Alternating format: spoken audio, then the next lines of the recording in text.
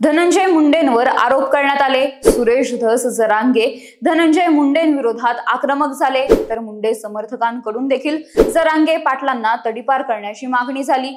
ऐकताना हा घटनाक्रम एखाद्या जातीय संघर्षाचा जरी वाटत असला तरी सुद्धा हा घटनाक्रम आहे एका हत्या प्रकरणानंतर करण्यात येणाऱ्या आरोप प्रत्यारोपांचा। मात्र बीड मधील संतोष देशमुख हत्या प्रकरणाला मराठा विरुद्ध वंजारी असं वळण कसं काय लागलं ते जाणून घेऊयात आजच्या या व्हिडिओतून। नमस्कार, मी श्रेया आणि तुम्ही पाहताय महाराष्ट्र कट्टा।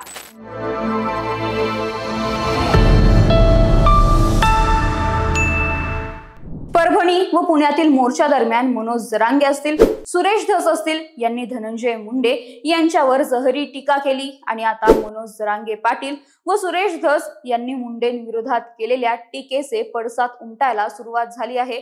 मनोज जरांगे यांनी धनंजय मुंडेंवर टीका करताना अयोग्य भाषेचा वापर केला।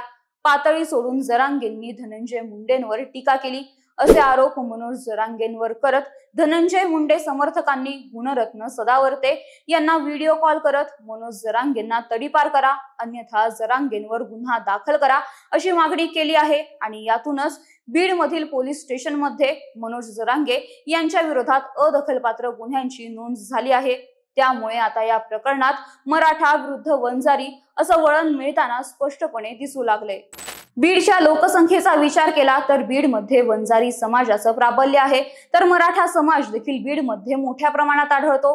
पण निवडणुकांच्या वेळी मराठा समाजाची संख्या जास्त असून देखील वंजारी व इतर ओबीसी समाज एकवटल्याने आजपर्यंत बीड मध्ये वंजारी समाजाचे नेते निवडणुका जिंकताना पाहायला मिळत होतं।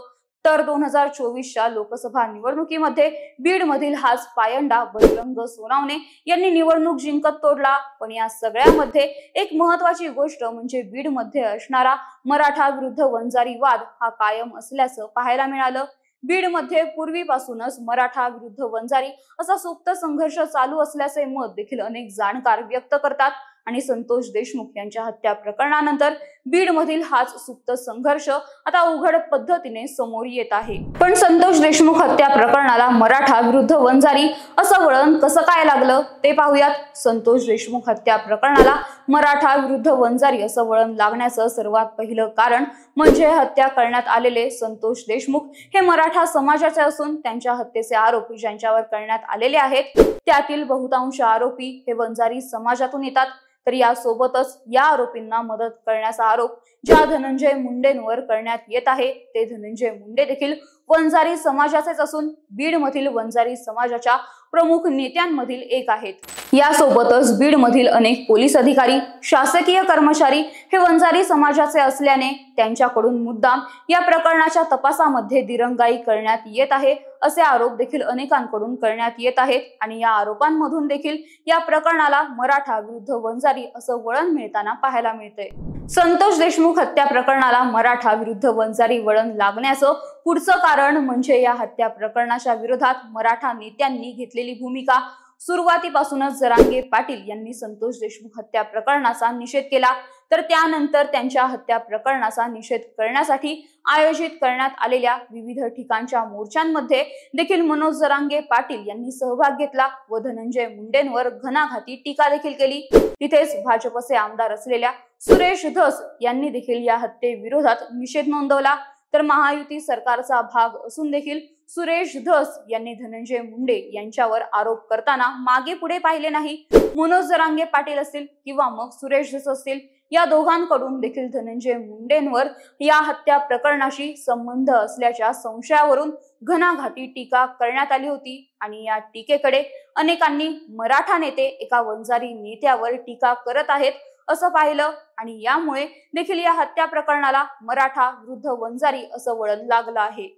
पण मूळ मुद्दा मराठा आणि वंजारी समाजातील संघर्षाचा नाहीये। मूळ मुद्दा हा आहे की संतोष देशमुख यांची हत्या का करण्यात आली आणि त्यांची हत्या कोणी केली। त्यामुळे संतोष देशमुख कोणत्या समाजाचे आहेत किंवा त्यांच्या हत्येचा ज्यांच्यावर आरोप आहे ते आरोपी कोणत्या समाजाचे आहेत यावरून कोणताही फरक पडायला नको होता। मात्र काही नेत्यांकडून जाणून बुजून या हत्या प्रकरणाला मराठा विरुद्ध वंजारी असा रंग देण्याचा प्रयत्न केला जातोय। या सगळ्यातून त्यांना मूळ मुद्द्यावरून लक्ष विचलित करायचं आहे असे आरोप देखील अनेकांकडून होत आहेत।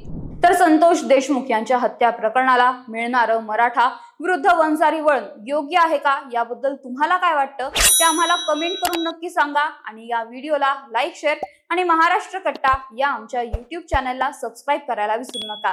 धन्यवाद.